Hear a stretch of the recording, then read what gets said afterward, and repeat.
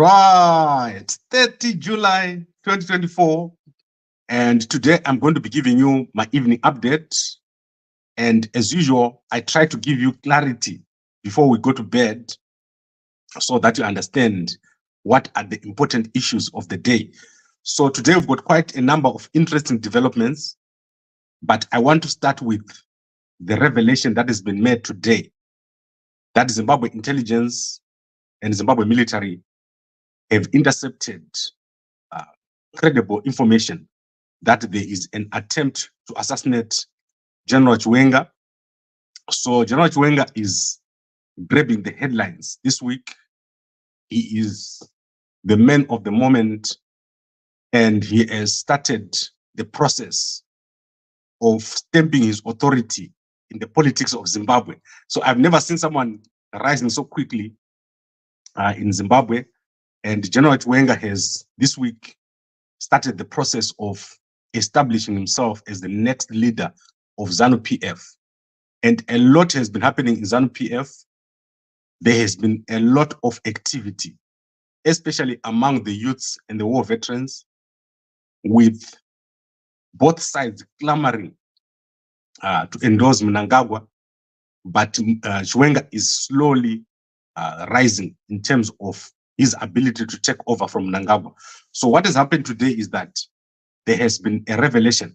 So I want to show you one source, and this source is online. This is COZWA, Children of Zimbabwe War Veterans. And this is a post. This group is very credible in terms of what they know. Normally when they produce something, it's very credible. And I normally talk to these guys. So in a startling development, security forces have intercepted credible intel indicating a planned assassination attempt on General Chiwenga. Authorities are now investigating, implementing increased protection measures to safeguard him as investigation into the behind the threat continues. So there's a bit of a mistake in that post. But what these guys are generally saying is that there has been an attempt to assassinate General Chiwenga, and this is something that has happened between yesterday and today. And this has resulted in an increased protection of General Chiwenga and also further investigations. But you know that these investigations are not going to lead into anything. General Chiwenga is probably right now, as I said to you in the past, in a lot of danger because he is increasing his abilities. He's able to articulate himself. You saw what happened yesterday when he opened the SADC Industrialization Summit. He was able to gather the crowd. He's able to command respect among many, many people. General Chiwenga is the only person right now who is stand alone. He can stand by himself. He can go internationally and make an impact. So I want to give you the example of Kembo Mohadi. Today, Kembo Mohadi is in Iran, and no one even knows about it. That is because Kembo Mohadi is someone that you can easily ignore. General Chiwenga, at the moment, you cannot ignore him. He's making a lot of impact. However, there's also a lot happening around him, and all of this stuff is linked to the assumption of the Zimbabwe President office. So very soon, as I said to you, after the SADC summit, you're going to see a lot of activities. And this has just started. War veterans and their leadership are dying in mysterious ways. So I think tonight we just had one war veteran who passed away. And this is something that was announced less than an hour ago. And we also had other war veterans this week who have passed away. There have also been statements from war veterans saying they're not going to support Mnangagwa's third term. So everything is linked to the third term and how Mnangagwa and Chiwenga are going to maneuver. Between the two of them, the first person to make a move is going to do well, but the one who moves last is going to drop. So this is the statement that we've received today, that there's been an attempt to assassinate Chiwenga sometime between yesterday and today, and this has resulted in increased security around him. Now, I don't want to take a long time. I don't want to give you information that I don't have. We are going to see this developing story.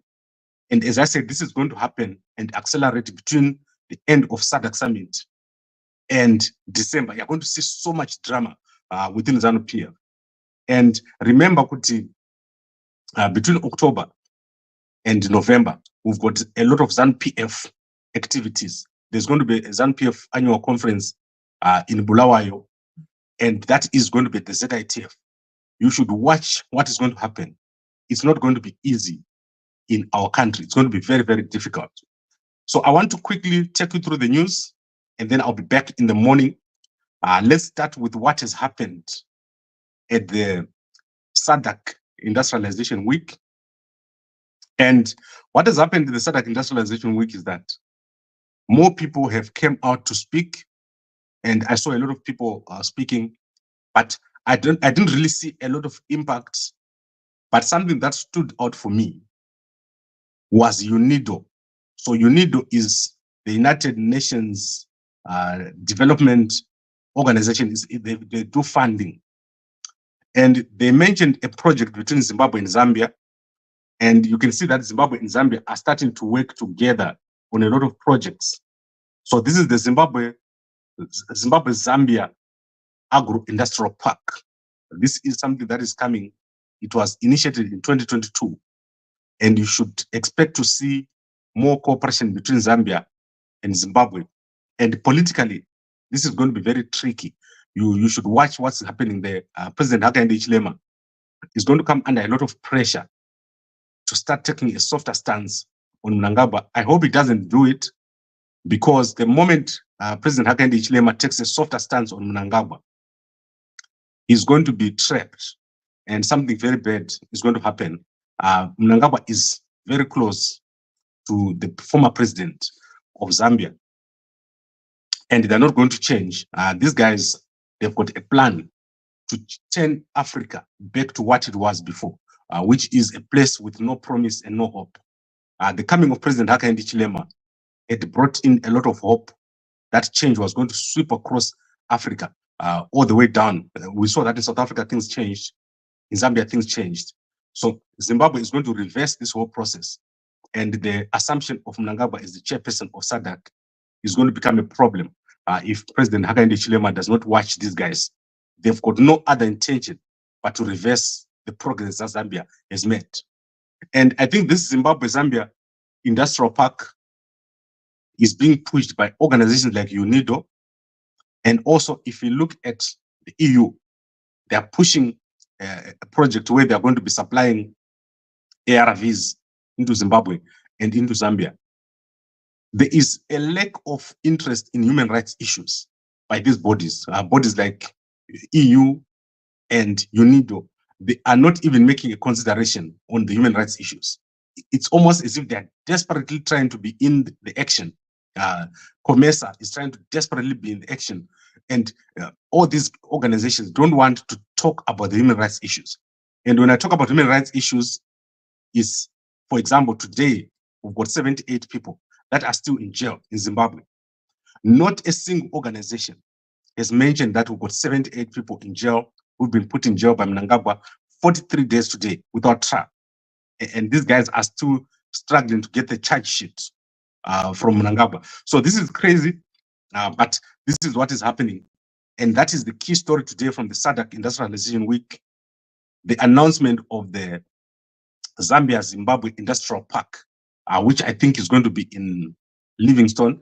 It's not yet been finalized, but the UNIDO, they are pushing for that thing to come up, and also EU pushing for the ARVS project around Zimbabwe and Zambia. So these are the developments that are happening, and it's crazy that no one within SADC seems to be even concerned about the human rights and governance issues. So I think that is the update for today. General Chiwenga now getting more protection after an assassination attempt, which we had here, announced earlier about 4 or 5 hours ago, that General Chiwenga is now under more serious protection after an assassination plot or an assassination attempt. And obviously, I'm giving something that is, you can read, but the other sources who have confirmed that this has happened. And more veterans starting to die mysteriously. So this is one of the All Veterans leaders who died this evening of an asthma attack.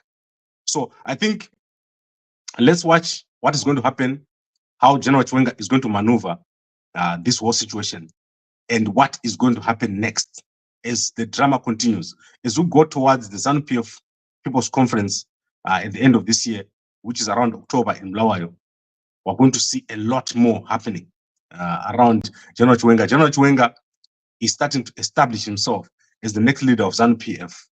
And Mnangagwa, who wants to go for a third term, is not going to allow it. He's going to make sure that a lot happens. And if General Chiwenga is not careful, he's going to get dropped before he gets to that time, when he thinks he can become president. Now, let's look at the comments. Murise Mkoma, Mkoma Justice, Mkoma Philip Kwakaipa, and good evening, Sticks. And then Mkoma George says, I hope this end war is not far. Yes. And I just explained to you that we're going to go through a transitional system. The transitional system is going to last between 2024 and 2035, 10 years. Before that happens, something big must happen. There's no way you can go to a transitional system for nothing. So you must watch something very big is going to happen. And don't take these statements that we're giving you here lightly. Something big is going to happen. And when it happens, it's just going to, you're going to wake up one morning and something has happened. This is how it happens. And it's crazy. And then Mkoma Divine says people must not die because of political differences. This is not because of political differences. It's because of power. Power never changes hands in ZANU-PF like that, like a pattern. Something has to happen. ZANU-PF is a military organization, and the power does not change hands with like a relay. Right, very interesting how the game is rolling. Koma Evans, you summarized everything. Let's see what is going to happen. And war veterans are not dying of old age. There are many, many old people who are not dying. And as I'm saying, I don't want to speak authoritatively, as if I was standing right there when it was happening. I only give you the thing as it happens. So this is the story for today. Sleep on it, digest on it. What is happening in our country? We've got 78 people in jail. We've got SADC boycotts. People boycotting SADC. The SADC presidents are not going to sleep in Zimbabwe. No single SADC president is going to sleep in Zimbabwe on the 17th. And we have this assassination attempt on General Chiwenga, which has been announced this afternoon. So it's crazy. And let's watch what's happening. So I don't want to continue. Thank you very much, everyone, for watching. Let's meet again in the morning at 5 a.m. when I give you the daily news roundup. Thank you very much, and a good night to you all.